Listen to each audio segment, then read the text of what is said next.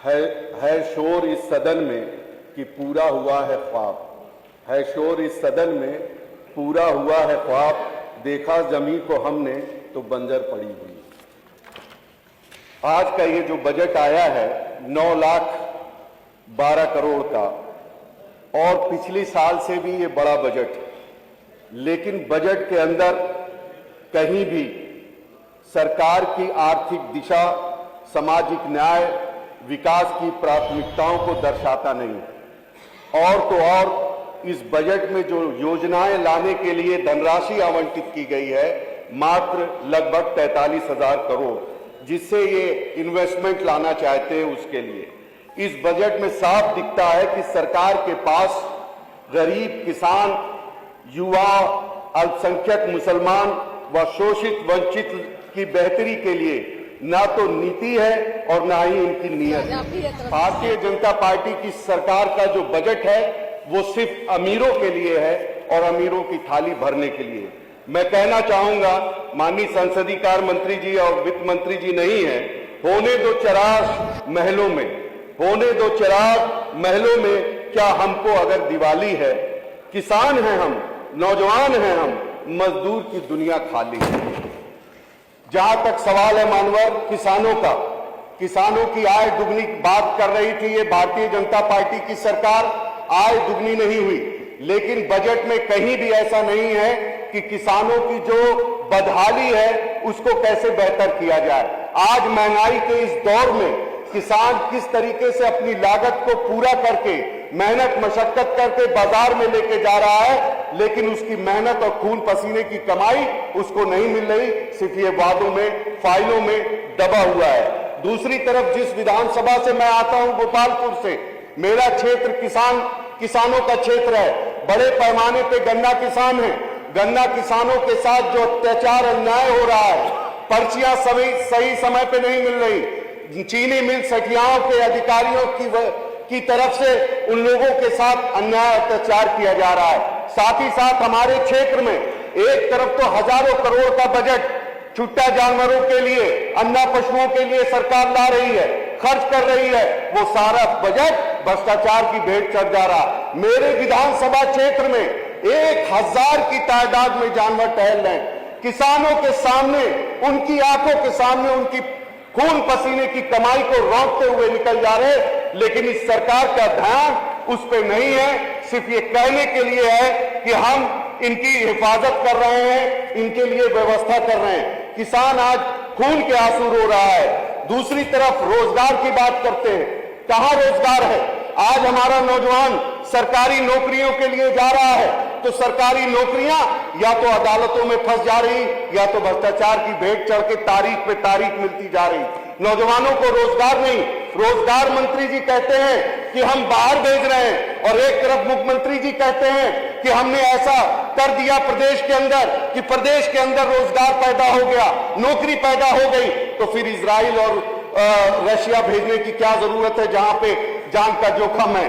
मैं कहना चाहूंगा कि आपके बजट में नौजवानों की अनदेखी हुई है। स्याह भी मयसर नहीं दोपहर की तपिश में, स्याह भी मयसर नहीं दोपहर की तपिश में, अखबारों में छपा है वो तरक्की की खबर में।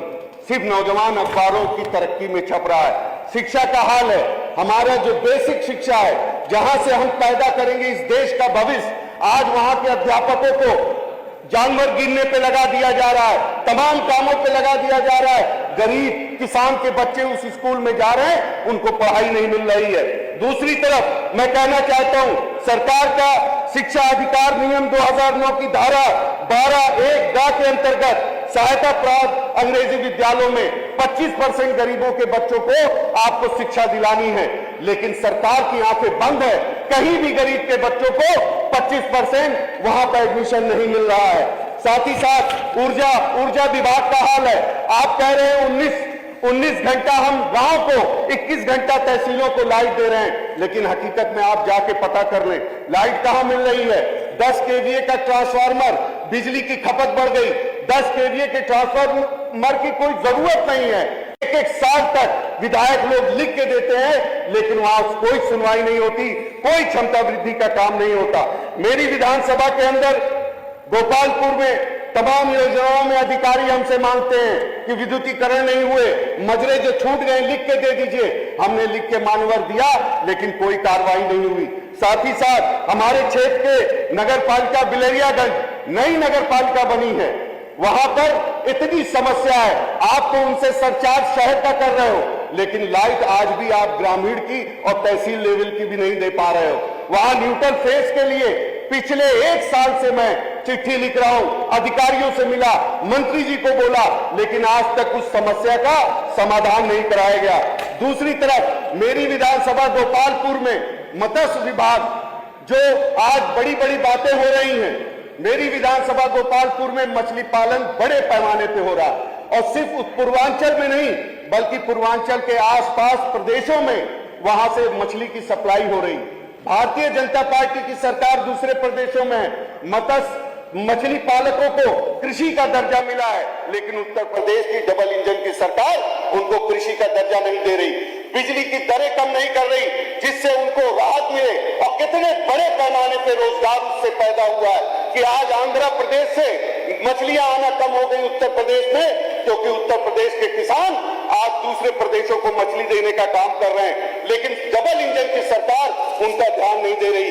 दूसरी तरफ मैं कहना चाहूंगा, आपका नारा था कि सबका साथ सबका विकास, लेकिन आज ये नारे खोखले लग रहे हैं। इस प्रदेश की सबसे बड़ी अल्पसंख्यक आबादी मुसलमान और अल्पसंख्यकों की अनदेखी हो रही। अल्पसंख्यक विभाग का बजट कम होता जा रहा है, कोई रोड मैप नहीं।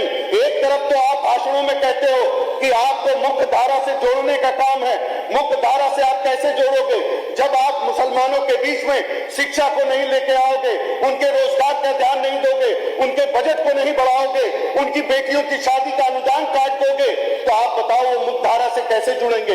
इसलिए मैं कहना चाहता हूँ, मैं बस बात कर रहा हूँ, मैं एक मिनट बस आधा मिनट में मैं एक मिनट में अपने क्षेत्र की कुछ समस्या है मैं कहना चाहता हूं। मेरी विधानसभा क्षेत्र की तहसील का निर्माण गोपालपुर में महिला डिग्री कॉलेज, देवरांचल बाढ़ग्रस्त इलाका 100 बेड का super specialist hospital, Gangapur CSC को पूर्ण रूप से चलाया जाए।